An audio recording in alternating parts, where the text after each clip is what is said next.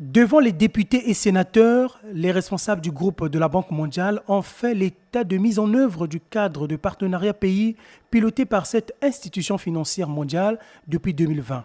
Les leçons apprises de l'exécution de ce partenariat ont été ainsi présentées aux parlementaires. Concernant par exemple le climat des affaires et l'appui au secteur privé, il n'y a pas de champion, on ne sait pas qui est le leader concernant les réformes du climat des affaires, et donc les entreprises et les projets qui travaillent sur le secteur privé, ils ne savent pas où quelle porte taper, et le guichet unique qui a été mis en place n'est pas vraiment fonctionnel. La troisième leçon apprise vous concerne particulièrement, c'est concernant la mise en vigueur de nos projets. Donc vous n'êtes pas sans savoir que les projets sont approuvés d'abord par le conseil d'administration de la Banque mondiale, et ensuite il y a un processus au niveau national. Tout ce processus-là prend énormément de temps et ralentit la mise en œuvre des projets.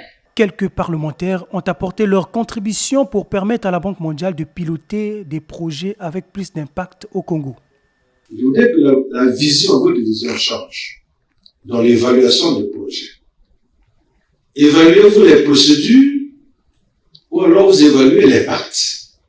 Je constate que lorsque les procédures sont respectées dans la gestion du projet, la Banque mondiale est satisfaite du projet, même si l'impact n'est pas visible.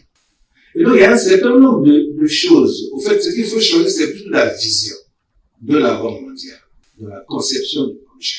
La revue à mi-parcours qui a débuté depuis le 2 novembre avec toutes les forces vives de la nation a pour objectif de faire le point sur les progrès de la mise en œuvre du cadre de partenariat pays et d'introduire des changements dans ce programme en s'inspirant des expériences acquises dans sa réalisation et du contexte du pays.